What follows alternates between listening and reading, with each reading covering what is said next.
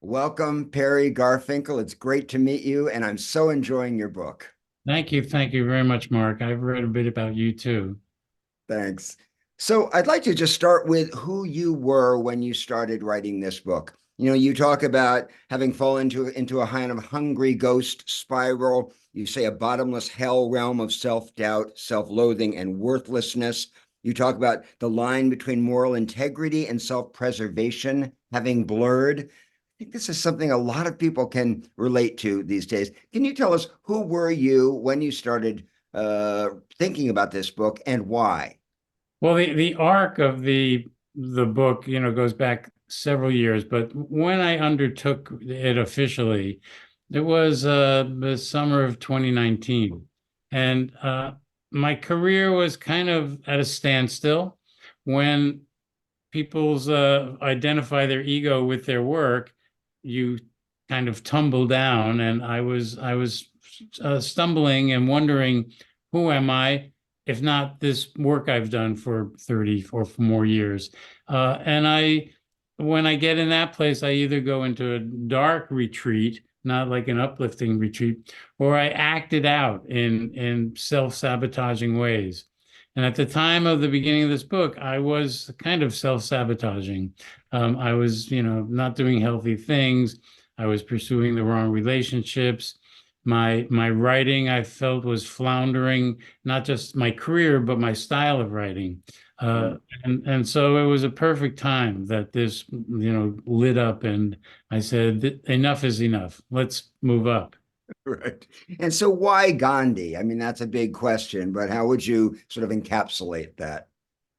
Well, to be honest, the last book I wrote was called Buddha or Bust. It was a look at why Buddhism had become popular in the West and there was the movement of socially engaged Buddhism, which Thich Nhat Hanh and others throughout the world had been fostering. And what do you do after you write a book about the Buddha? And I was looking around, not just for ideas, but I was looking around at the world, and I was seeing we're going in the wrong direction. We'd lost our moral compass, and I looked around at, well, who can I follow? Whose moral compass seemed to take me in the right direction?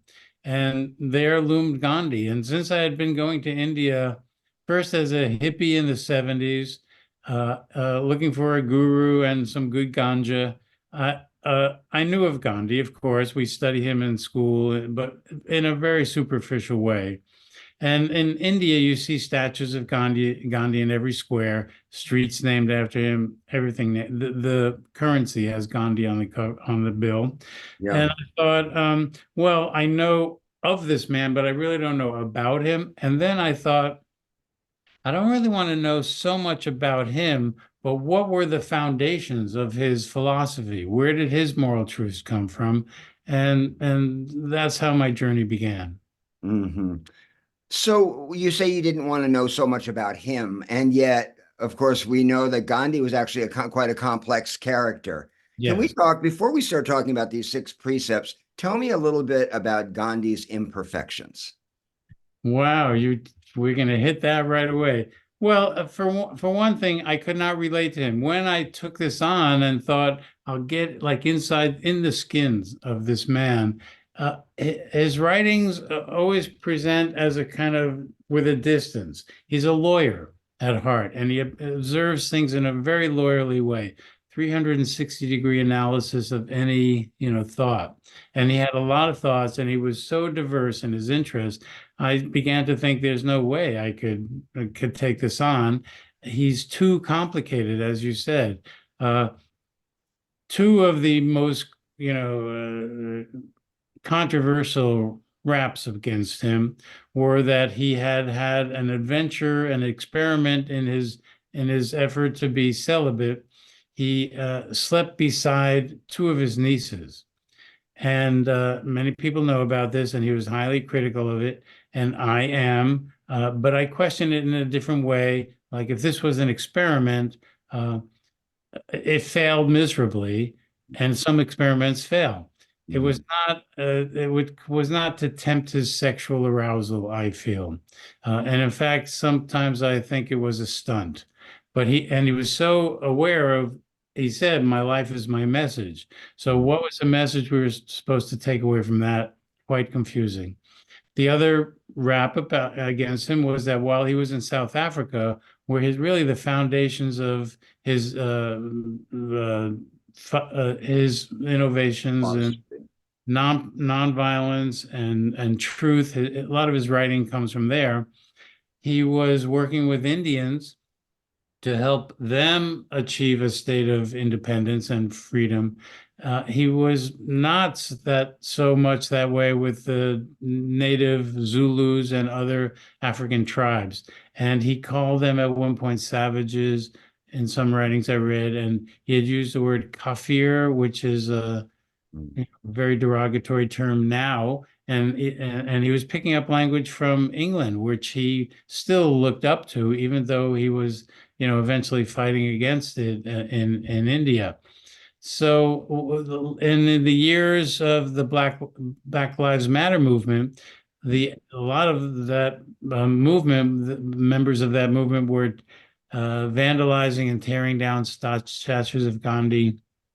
I saw it happening in Johannesburg in South Africa, Mhm.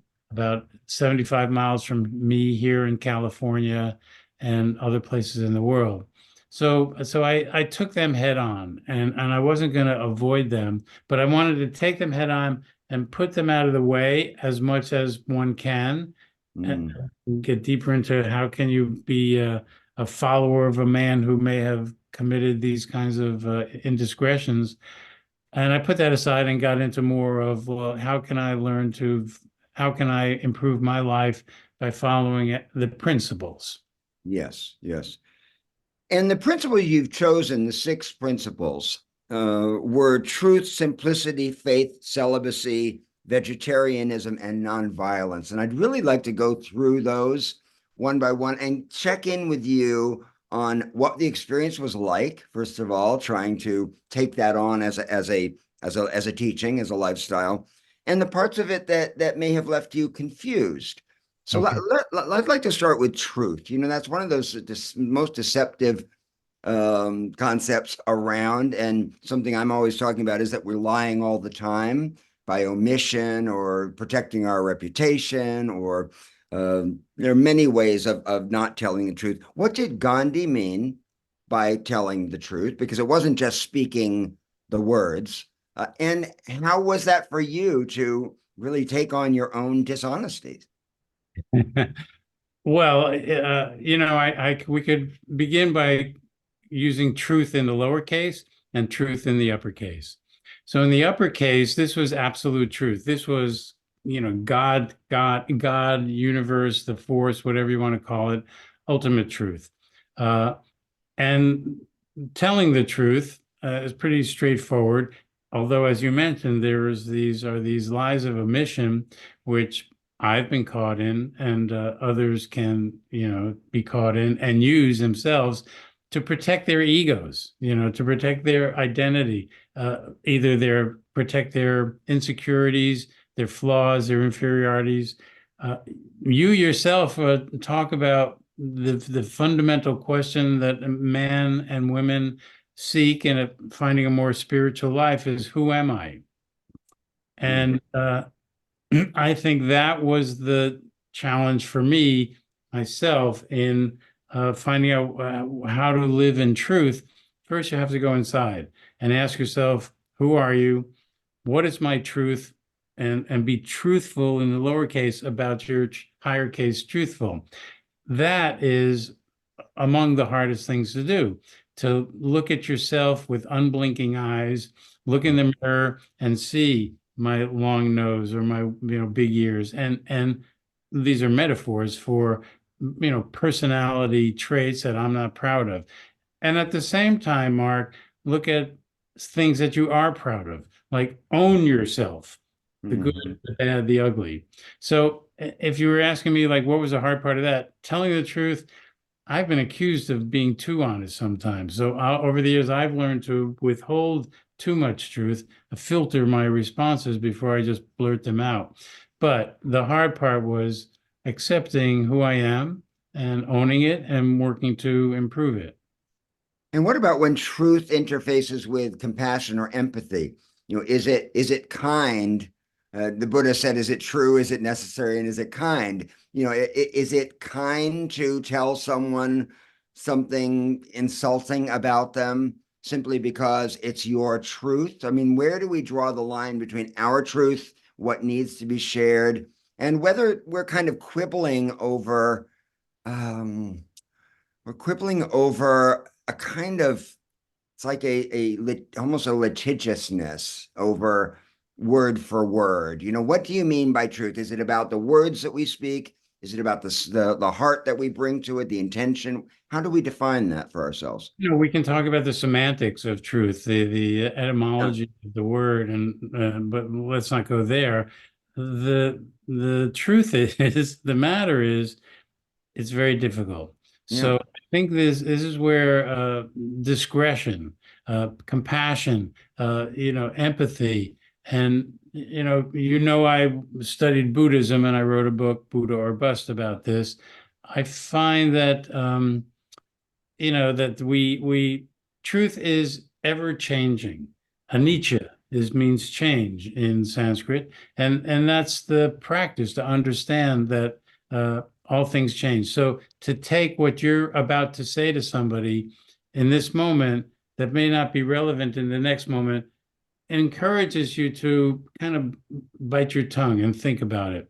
I've come to the conclusion that it's a more compassionate in my youth, shall we say, I thought the compassionate thing was to point out your pimple, your life, your personality pimple, to help you become better. That's all crap.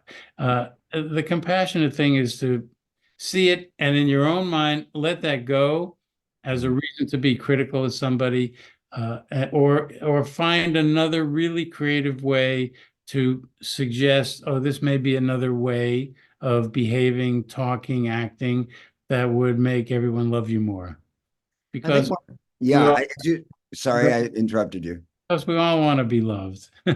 Yes, we all want to be loved, but I feel like such an important question because we live in the age of opinion where everyone has to have their opinion and tell their truth and blast it to the world. And we can see how destructive that is.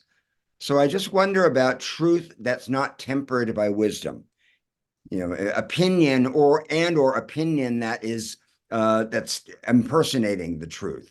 Those Yeah, those are not the same thing. right. As people now and they have a comment and they end it with IHMO, in my humble opinion. Right. And can opinions be humble? Is what I want to know.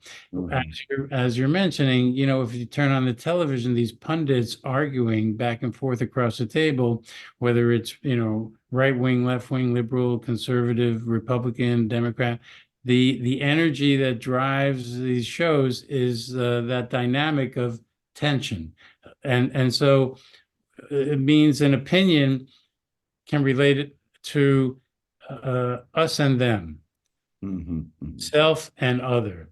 So this duality, we create a duality when we get into opinions, and you're inviting the other person's opinion. So as long as I think we have a dialogue, uh, Mhm.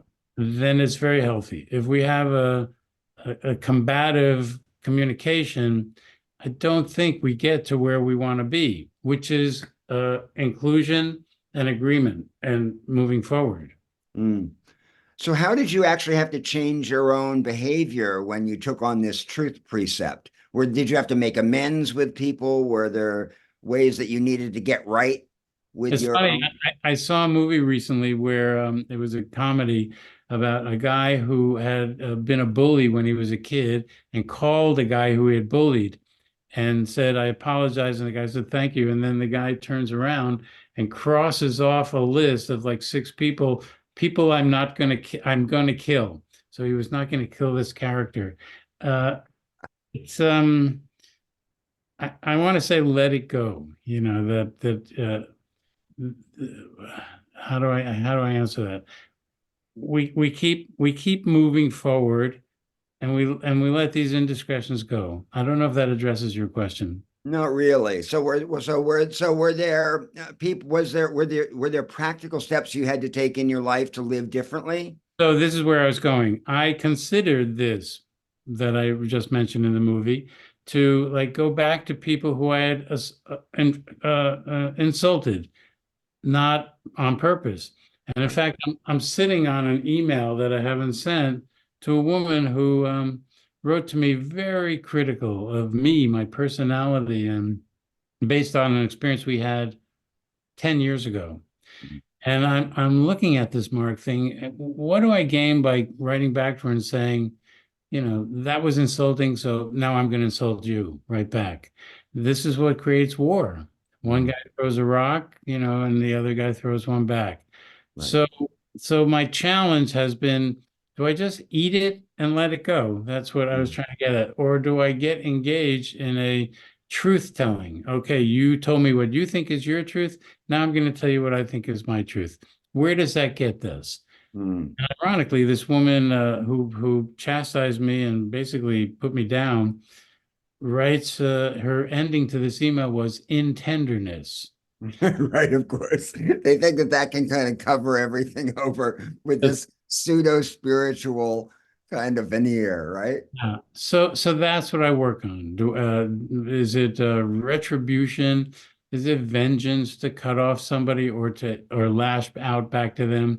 And but at the same time, if I eat it and it's still roiling inside me, that's not good for me. Right, right. So And that's, go I have ahead. I have not come to the middle path. Right, right. And that's to me, and that gets to the heart of what I'm asking really is what's the difference between restraint and repression? Discernment and restraint is one thing, but repression is something else. So, how in that moment could you perhaps, using this as an example, how could you process that without being violent or without being aggressive? Ideally, let's just think out loud. I could consult a few friends who I consider wiser than me. I could not answer at all and just work on let it go. I could go take a swim and meditate and just, calm down. I think the worst thing to do is respond in the heat of the moment. Hmm. Um, Lashing out at each other. So I think that meditative pause, and Hmm. even now when I'm doing things that don't relate to getting back at somebody, if I'm having this argument in my mind, and here's me on this side criticizing, I'm just the nice Jewish boy over here, and why are you ragging on me? I let these two settle down and just let time heal and working out, doing something with raising my norepinephrine. Is that what I mean? Yeah, my happy hormones. Yeah, yeah, yeah, yeah. So, but it's an ongoing process, Mark. Yeah. So just one more question about the truth. During this 18 months, you talk about this intensive period when you were, uh, did you approach your relationships differently in that time? Very, very differently. Can you Uh, say a bit about that? Well, some successfully, some not successfully. But how I approached it was to curtail these commentaries like, you have a pimple, or, it's for your benefit that I'm telling you this. Mhm. And then I think the better solution would be let's sit down.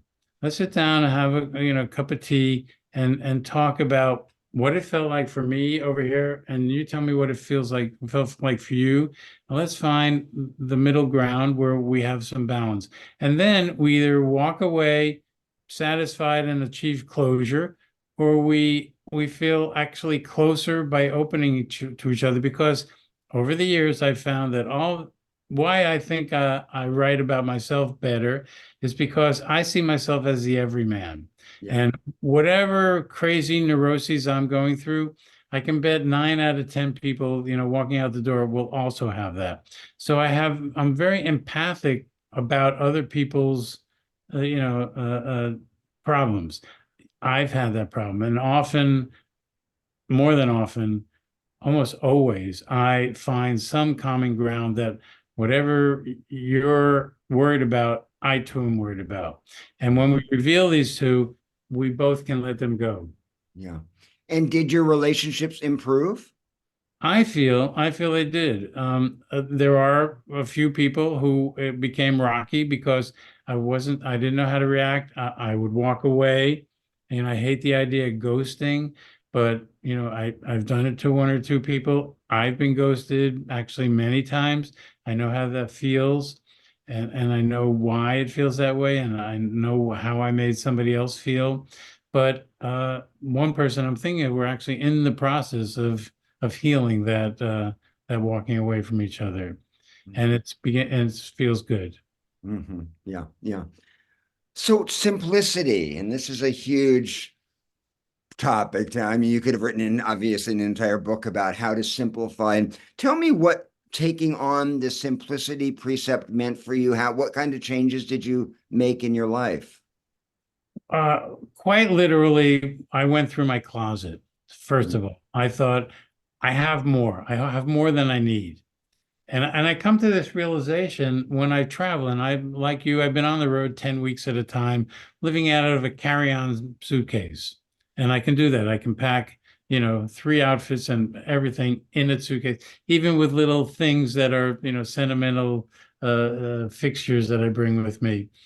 And when I come home, I'm amazed that I have all of this stuff that I didn't need for 10 weeks. mm, And mm, so after a few times of this, and especially after being on the road 10 weeks for my book, from India to South Africa at one stretch, and then to England at another stretch, I came home and I knew I was going to take on simplicity. So I emptied out my closet. I gave away lots of shirts I had not worn in 6 years. I gave a very expensive pair of shoes to the homeless people, and there's a thrift shop around the corner, so I brought it there. And I lightened my load, literally. I mm, did that with a whole bunch of record albums I had, which are so precious to me, going back to Bob Dylan and mm, the Grateful Dead, and I have some classical music and Indian music. So literally, letting go of stuff. And the other efforts in simplicity were to use less social media. Um, mm, I turned off Facebook. I rarely use Instagram, but I turned that off. I communicated less with other people, and I found that made those who I was talking to more precious. mhm, It wasn't like a long horizontal uh, you know, community of people I knew. It was a vertical, like, 10 or 15 people, and that's what you need. I read some research that in sales, it's smart to focus on 500 people who are your basic client base, friends and family or other colleagues who you've worked with. And at the time, Facebook was becoming very popular, and that was the magic number. Like, have 500 Facebook friends. It's controllable. The more you have is not the better. And so that leads to that whole Zen quality of less is more. mhm, So I found that less was more because I could focus more on those I cared more about and those things around me that I care more about. What else? The hotels now have this thing, leave your cell phones, couples of vacation, leave your cell yeah. phones at the front desk. These kinds of efforts out there in the world are in that direction. Right, right, right, right. And has it stuck with you? I mean, has Yes, your more simple approach stuck with you? yes, very much. And one of the other things I did was put a moratorium on consumption. Like for that 18 months, I decided I would buy nothing new that was not absolutely necessary. I could buy, toothpaste and necessary items, but I wasn't going to buy a new shirt because I saw it and I liked it. I was throwing out stuff and giving away stuff from my closet. So I stopped buying basically new things. And that was an effort in simplicity. It, some of this time was during COVID, so it was a little easier to do less. Mm. But doing less is an effort in simplicity, and that is that's the heart of meditation. If I think you know about Thich Nhat Hanh, and I don't know if your viewers and listeners will, the great Vietnamese monk, and he had a great line that said, um, he was very good with language, and he flipped the expression, "Don't just stand there, do something." Right. He flipped it to, "Don't just do something with." Yeah. Stand there. Yeah, yeah. Don't just do something, sit there, yeah. And that, and people say to me, yes, I meditate while I'm running. And I go into some kind of alpha state when I do some things, but it's not sitting and doing nothing. And Mm. it's hard to express that, but I find that that's one of the other tools I use to for simplicity. And did you find the hungry ghost starting to settle down as you stopped acquiring, as you kind of got out of that more is more head? Did you feel that the desires themselves began to subside? Yes, very much. As I said, when I came back from these trips, I saw things I didn't need, Yeah. and eliminating them did not, eliminate the quality of my life. So that hungry ghost was I could address that there. This idea that we always need something more. Originally, I learned this from my first spiritual teacher, Ram Dass. And he had these wonderful story. You're sitting in a hot tub and it's great. You feel wonderful. And then you think, oh, well, gee, a little marijuana may make it a little more enjoyable. Oh, what if there were two women here in the tub, and Right. two men and two women? And what if, what if only if I had this much more? And that attachment is what, the Buddha said is a cause of ignorance, thinking that we don't have it all. So, and it's sort of all of these things that we're going to talk about circle around to each other. Like simplicity had also was related to who am I? What's my truth? Look in the mirror. Do I look okay? Do I feel okay? Do I have enough? And not to crave more. It also helps reduce jealousy of those who do have more. And I work on that too. Mhm. Yeah. So speaking of hot tubs and women and weed, let's get to celibacy. This is a big one, or call it abstinence, whatever you want. I did an experiment myself for a year after I came back from India the first time, and it was extremely liberating for me. And you talk about having this depressing hookup with the woman with the magical hips who you had to. So was that before you start was that what pushed you to into That the was what I referred to before, this moment where I'd hit rock bottom, morally speaking. And I woke up the next morning thinking I still feel the hungry ghost. It wasn't fulfilling. And coincidentally, that was the morning my agent wrote to me and said, we have this book offer from Sounds True, which was the perfect publisher for this book. So, but I also joked about, and it became a reality that didn't have a girlfriend, I didn't have a romantic relationship, and I had no sexual relationships. So it was not that hard to observe celibacy. What I talk about in my book is, well, how can we reduce the bombardment of sexual impulses, of things that encourage us to be in our lower chakras, as the Hindu yogis would say, and that included turning away from movies that show half naked women, flipping through Facebook ads or commercials, and not looking at women in a certain way that's would be um, looking at their bodies per se, uh, and so it wasn't hard to be celibate. The question my editor asked, and I'm still asking myself, is not having sex enhancing your moral compass? I think wanton sex as just for animalistic, sexual urge. that could be eliminated and make you a little more pure. Uh, Sex with your life partner and your lover of any persuasion that comes from here. Uh, uh, I advocate. I think it brings me to a higher spiritual place because it's about union, and Mm, yoga means union. So mm. if you can come into union with your partner, and I'm not talking about tantra or some esoteric way to make love.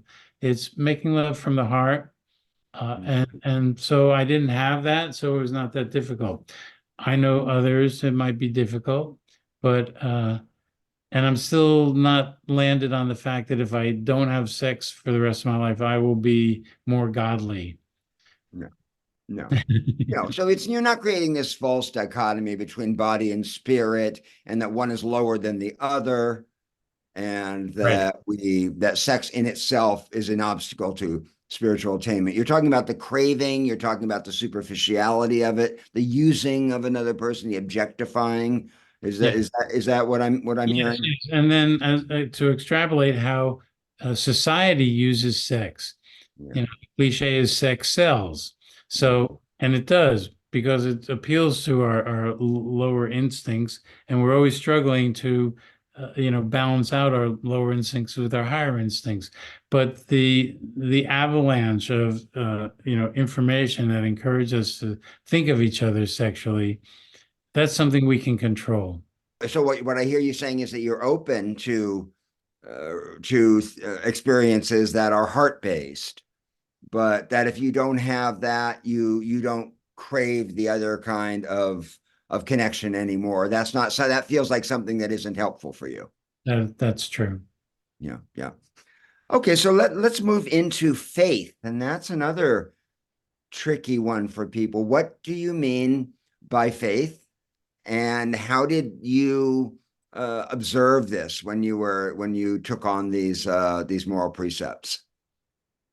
Faith is Emily Dickinson. Faith is a fine invention for gentlemen, you see, but microscopes are necessary in an emergency. The question of faith has to do with the question is, what is faith? Right. And so I went out before I go internally. I thought, well, I don't know what it is. Maybe I should interview, spiritual leaders who do know or how they define it. So I decided we all live in, well, there seems to be some research that shows we're losing faith in Mhm. faith-based religions, Mhm. less attendance at churches, synagogues, etc. And I thought, well, faith is all around us. Literally, there are 30 or 40 uh, centers of spirituality in the 2 mile radius in which I live. Why don't I go to these people and ask them? And so I interviewed, I mean, 5 or 6 of them. What is faith? And they went into their explanation. Roman Catholic Church across the street, Orthodox synagogue not far from me either, Muslims, a Buddhism, Episcopalian, a Unitarian Universalist. Mhm. And I did find that there was an agreed conclusion. You did not find. No, no, it's different strokes for different folks. Mhm. My own upbringing, I was brought up in a Jewish family. I questioned whether I could access the heart of Judaism, the spiritual heart of Judaism, in the way that I saw my grandfather's peers in the synagogue were practicing, worshiping, and energetically and intensely. I didn't have an experience of God through Judaism. And this Mhm. is why a lot of my peers went looking to the East Mhm. because I felt like there was more experience of God. This is what brought me to Buddhism.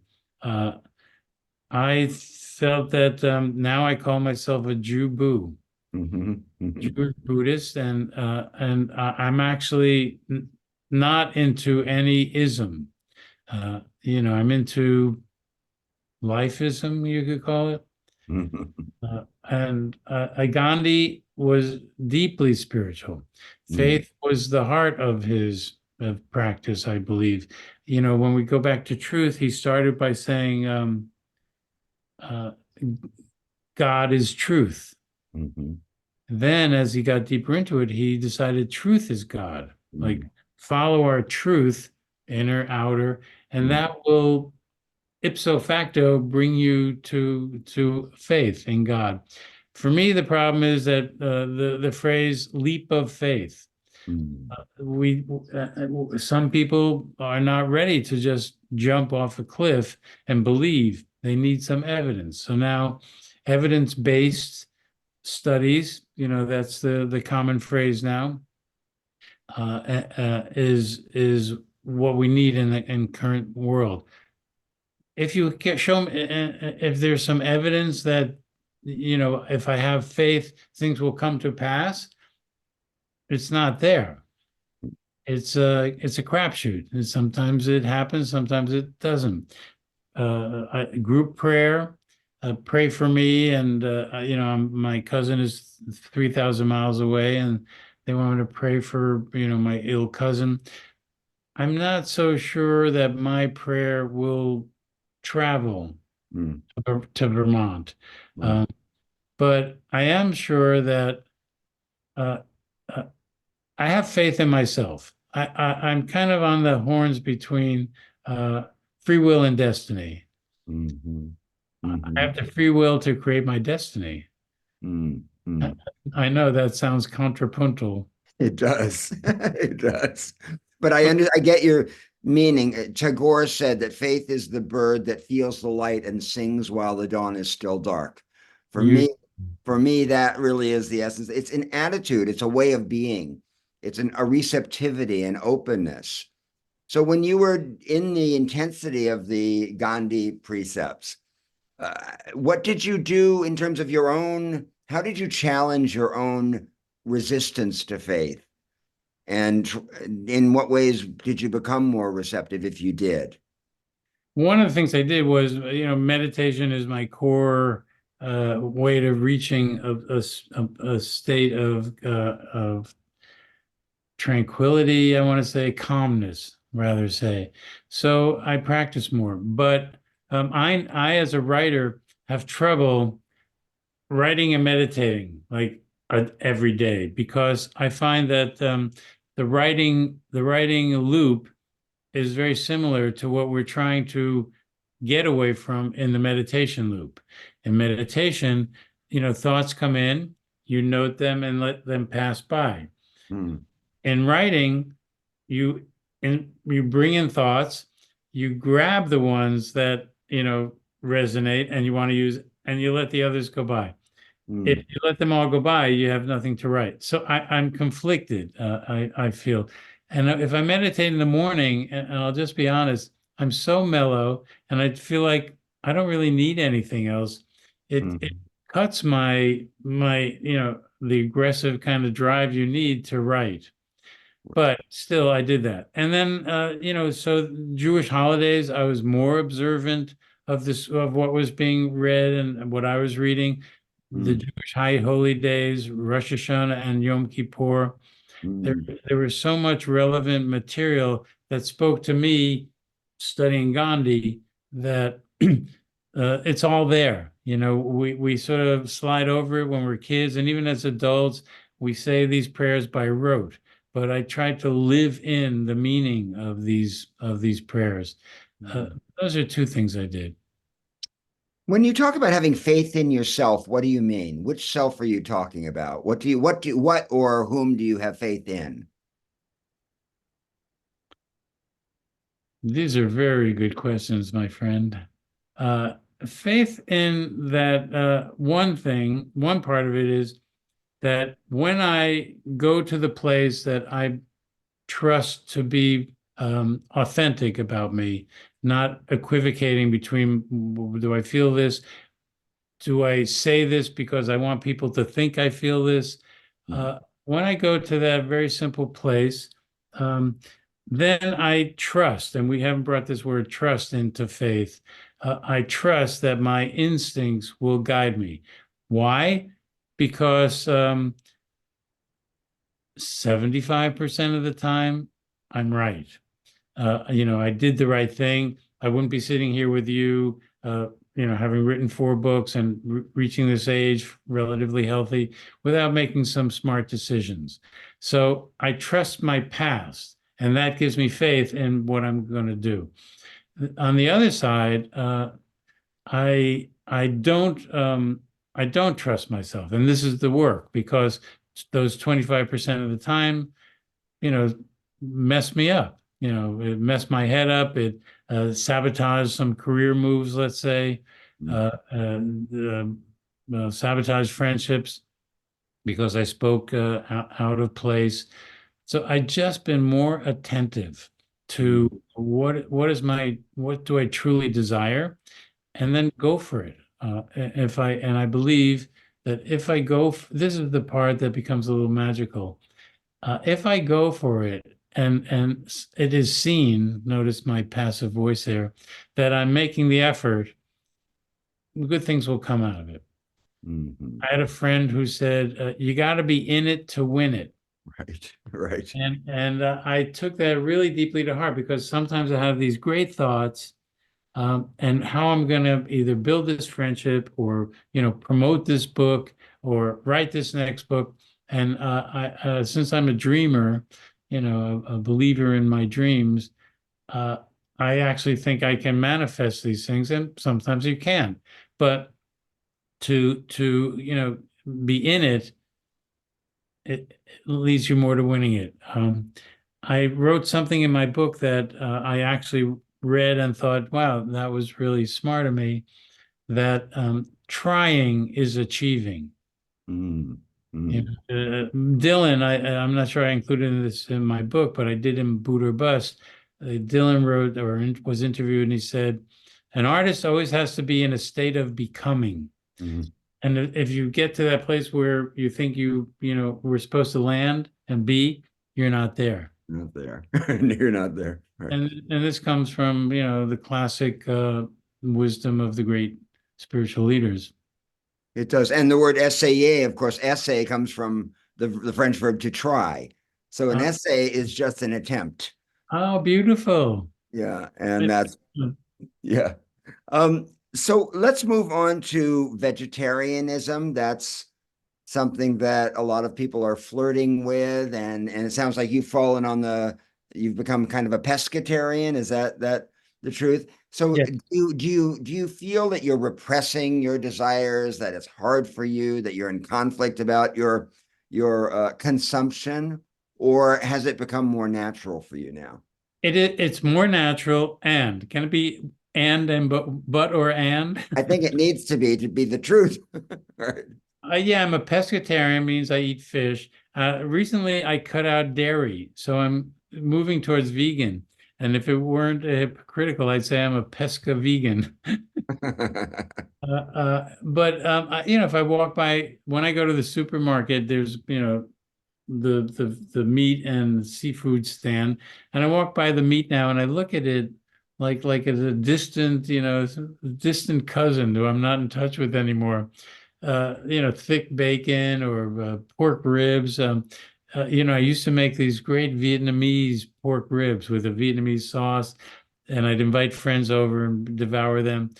And this is what I write about in Becoming Gandhi, that it's the thought about it that is much more appetizing than the actual eating it. Because, my friend and I would like twice a year, say, go out for a big hamburger, and they're looking at it, it's beautiful. And 2 bites in, it starts to taste like cardboard. And Mm, and I've noticed in restaurants, I've written about restaurants for many years, reviewed restaurants, profiled chefs, gone to some of the best restaurants in the world. And I bring a friend and we sit down. It's a beautiful Michelin star dinner. And once we start eating, we're more engaged with each other and talking. And it's hard for me actually to go, oh, that has some cardamom in it, because we're right. in. So we spend a lot of money on food that we really don't enjoy. I broke the meat fast. So what I look at foods like that, and I think I'm more like romantically sentimental about them. Mm, Luckily, I have a delicate stomach, so if I eat some fatty meat, I'm gonna like have indigestion and flatulence, and it's not gonna be a pretty picture. So I feel, better that way. And it's the rituals that we get attached to. Yeah. That, I took on fasting because Gandhi was famously fasted, and I took on different degrees of fasting. And I found that, again, it's the attachment to the ritual. What are Mm. we going to eat? What are we going to buy to eat? Yeah. Who's going to cook?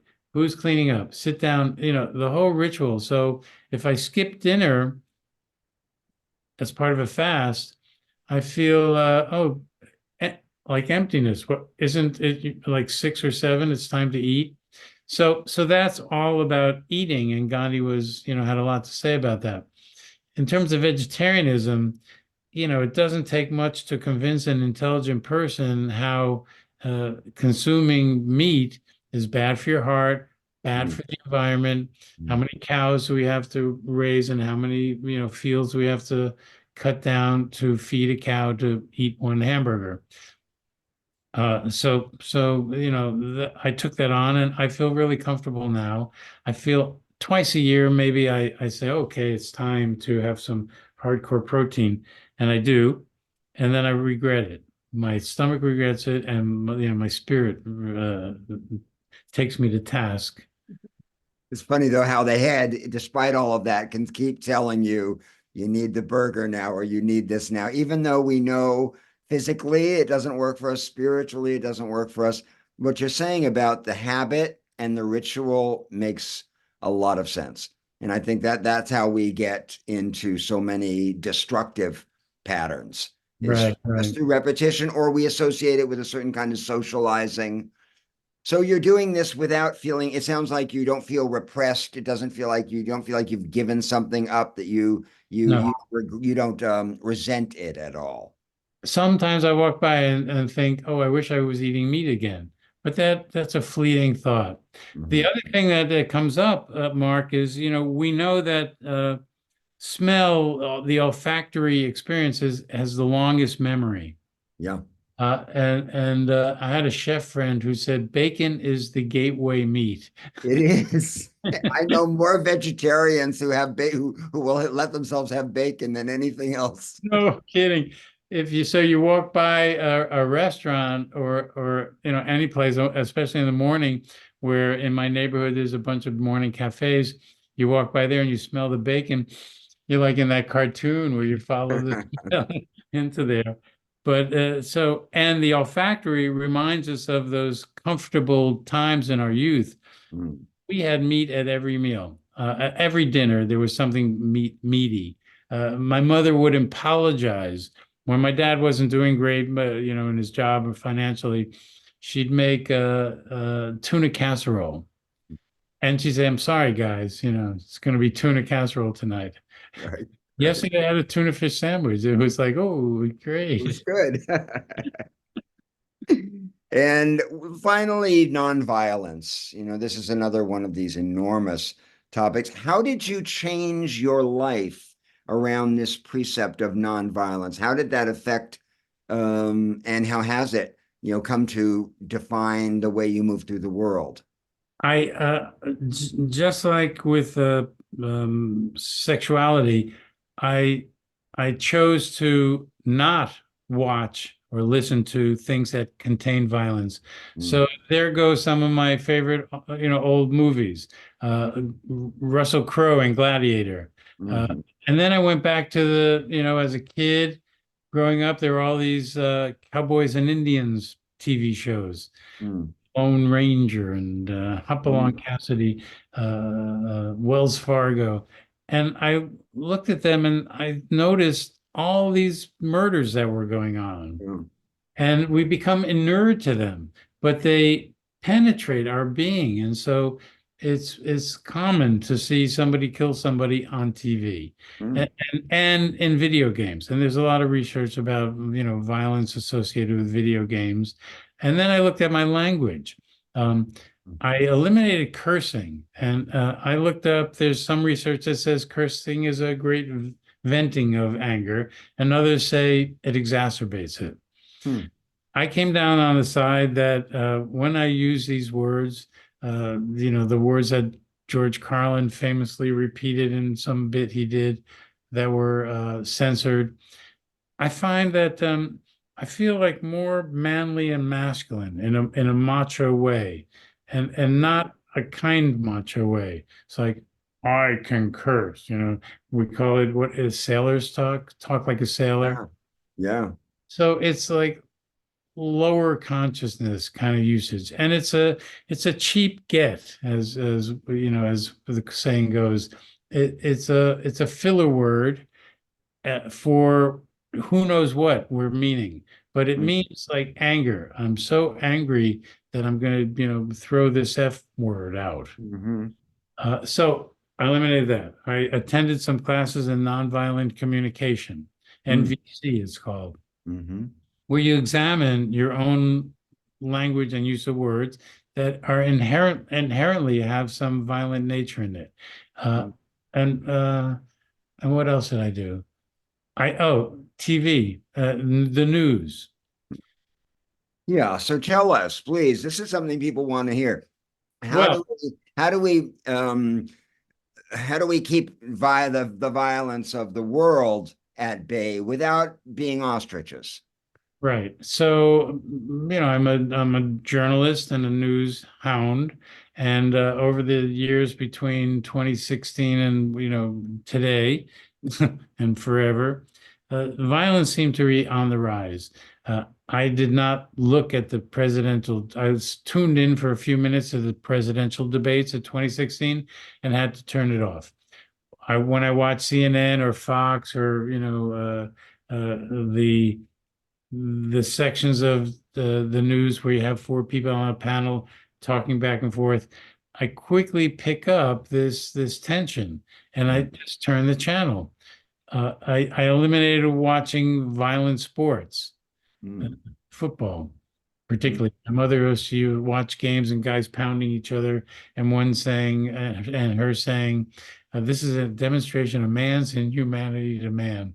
It is. And when you're outside this country, looking at American football, it does look violent. You realize how violent it is. Cricket isn't violent, tennis isn't violent. But so I did some research about violence in sports. So I watched. I ended up the sport I love to watch is tennis, Hmm.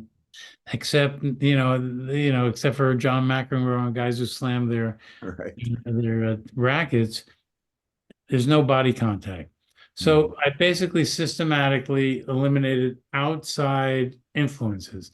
And then, just like truth, I looked at the violence I caused to myself, in myself. Yeah. The expression, don't beat yourself up. Hmm. You beat yourself up. So inside my brain, I'm fighting with myself. You idiot, why'd you do that? Relax, take it easy. It's okay. So this inner monologue, the inner mono dialogue, as I work to eliminate taking myself to task too much on things that were not going to be constructive to my state of peacefulness. And Hmm. as the great wisdom professors, we're talking about Allah, Moses, Buddha, Jesus, Gandhi, His Holiness the Dalai Lama. They say peace starts from within. Hmm. In it is every step, as Thich Nhat Hanh wrote. So working on yourself is the best way to generate nonviolence in the world, and then spread it. Like tell others, share up with others, and try to point out in an empathic way. You're being a little violent with me, or you're being too hard on yourself. Lighten up. You're beautiful, and let's get to that place. Right. So it was a lot of inner work. I thought the outer stuff would be simple. Mm. Actually, I thought the outer stuff would be hard and the inner stuff would be simple. It was the other way The around. other way around. Right. And you make it clear in this book, this is not just a self-help book. This is about helping the world. This isn't you're not just pointing people. You say it's not just self-help, it's help for a better world. Thank you for bringing that up. It was a struggle for me because I didn't want to write a self-help book. And when I handed in the manuscript to my editor at Sounds True, she was coming back and saying, "Is there some way to sum up, the chapter?"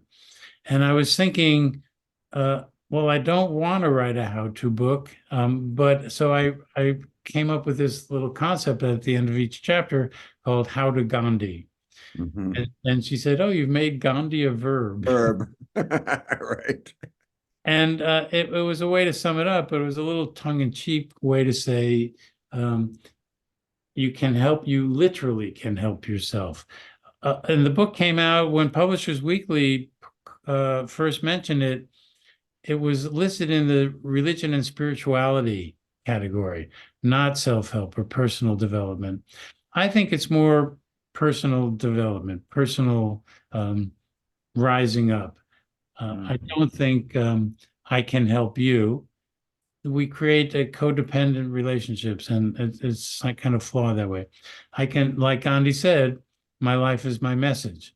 So Mhm. I thought I'll, share what my attempt to follow Gandhi's principles are, and you can take it or leave it. Lastly, just to circle around to this other thought, the original title of the book was Being Gandhi. Right. And surely into this, this experiment, I realized Gandhi was like a machine and he was so diversified. And I don't know how he got everything into a day. And I realized trying to be Gandhi was going to be impossible, but we can always be in this state of becoming, uh, Mhm. as I said before. So that's how the title became Becoming Gandhi. Great. And just one last question, and it's a general question, but we live in the age of more is more, the age of overindulgence, the age of the you die with the most toys wins, all of these terrible memes that what would you say, having been through this experience and researched Gandhi as deeply as you have, what would you say generally to people? Why is this important and how can it help their lives? Well, on two levels, consuming more means somebody's producing more, means we're probably doing things to the environment that are not healthy. Just as an added to that, I realize also that the economy thrives on people buying things. So I Mm, don't want to eliminate jobs, and I don't want AI to take over. mm, But personally, I think that we don't need as much as we think we need. mm, Uh, I think that so environmentally, and then on the personal side, I think the way to not think you need more is conversely really find the joy in the things you have, mm, and enough is enough. So, it's like the kid finding toys that from when he was 4 years old and said, "Oh man, this opens up. I didn't know that when I was four." So reinvest in the things you do have, and you'll find that they will be more than you ever thought they were. mm. Beautiful. That's wonderful. Thank you so much, Perry. Thank you very much.